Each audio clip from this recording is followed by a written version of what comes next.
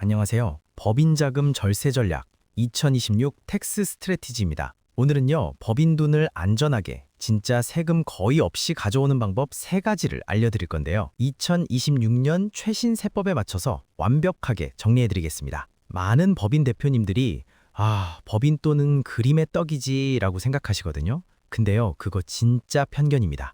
자, 업무 관련성 입증, 세법과 상법 절차 준수, 그리고 증빙 보관. 딱 이 3가지만 철저히 하시면 법인 자금, 그거 충분히 대표님 자산 될 수 있습니다. 오늘 딱 15분만 투자하시면요, 이 3가지 핵심 전략을 마스터하실 수 있습니다. 첫째, 임원 퇴직금 전략. 둘째, 2026년에 새로 생긴 고배당 기업 분리과세 특례를 활용한 배당 전략. 그리고 셋째, 법인카드와 차량을 통한 합법적인 비용 처리 방법입니다.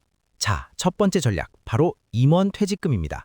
이 퇴직금이란 게요, 법인 자금을 합법적으로, 그것도 가장 큰 목돈으로 인출할 수 있는 최고의 방법 중 하나거든요. 핵심은 바로 퇴직소득의 분리과세 혜택입니다.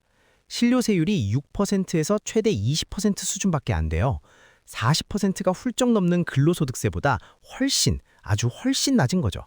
단, 여기에는 필수 조건이 좀 따릅니다. 정관이랑 퇴직급여 규정의 지급 근거를 딱 명시해야 하고, 주주총회나 이사회 의결도 거쳐야 하고요. 지급할 땐 반드시 원천 징수를 해야 합니다. 그럼 실행 체크리스트를 하나씩 짚어볼까요? 첫째, 정관에 직전 3년 평균 보수 곱하기 지급률 곱하기 근속연수, 이런 식으로 구체적인 산식을 명시하세요. 둘째, 왜 이만큼의 보수를 받아야 하는지 그 이유를요, 성과나 직무, 근속에 대한 보상 근거를 반드시 문서로 남겨두셔야 합니다. 셋째, 이사회랑 주주총회 의결하고 나서 의사록, 이거 철저히 보관하셔야 돼요.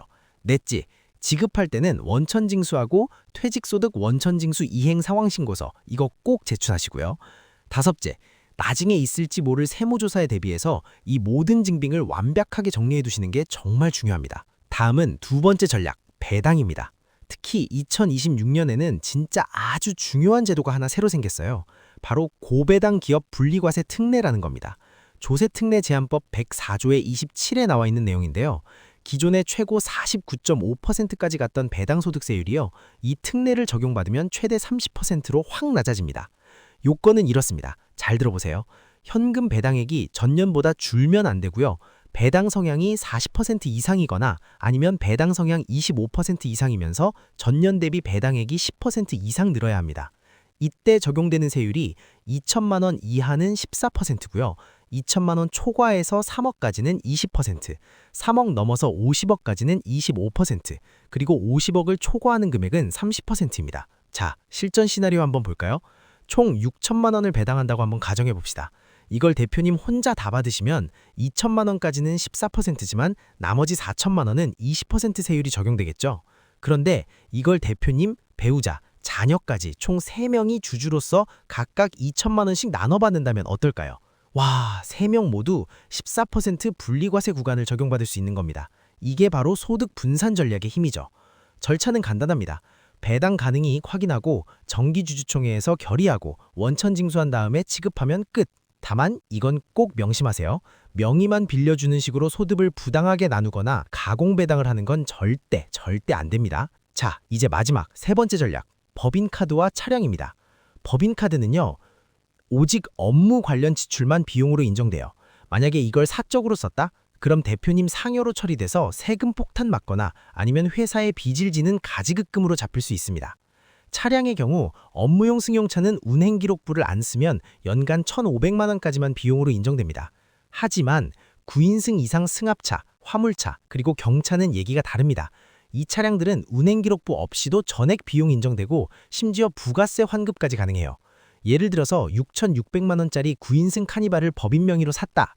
그러면 차량가의 10%인 600만 원을 부가세로 환급받을 수 있는 거죠.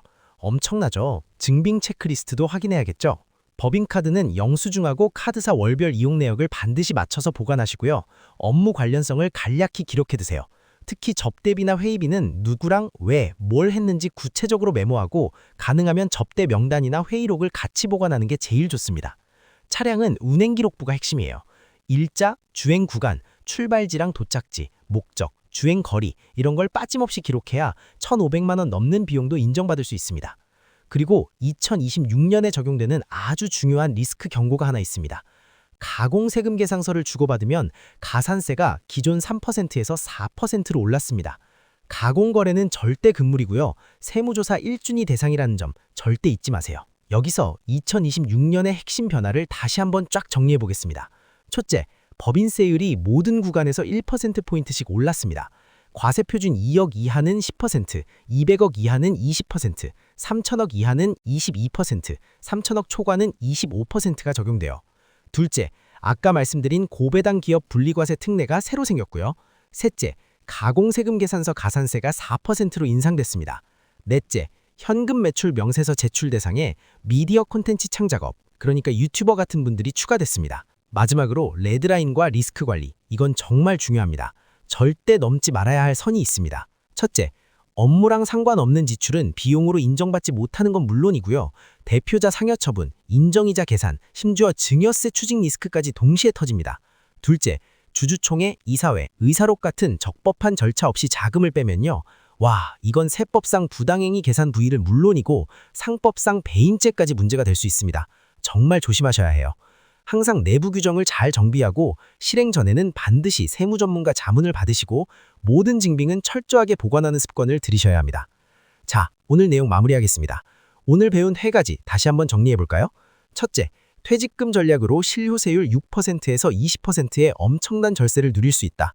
둘째, 새로운 배당 전략으로 최대 30%의 분리과세 세율을 적용받을 수 있다. 셋째, 법인카드와 촬영 전략으로 합법적인 비용 처리가 가능하다는 것. 구독과 알림 설정을 해주시면요. 이렇게 시시각각 변하는 최신 세법 정보를 놓치지 않고 받아보실 수 있습니다. 마지막으로 면책 조항을 안내해드리겠습니다. 오늘 내용은 일반적인 정보 제공을 목적으로 하고요. 각 법인의 상황에 따라 적용이 달라질 수 있습니다. 실제 적용 전에 반드시 세무 전문가와 구체적인 상담을 진행하시기 바랍니다. 감사합니다.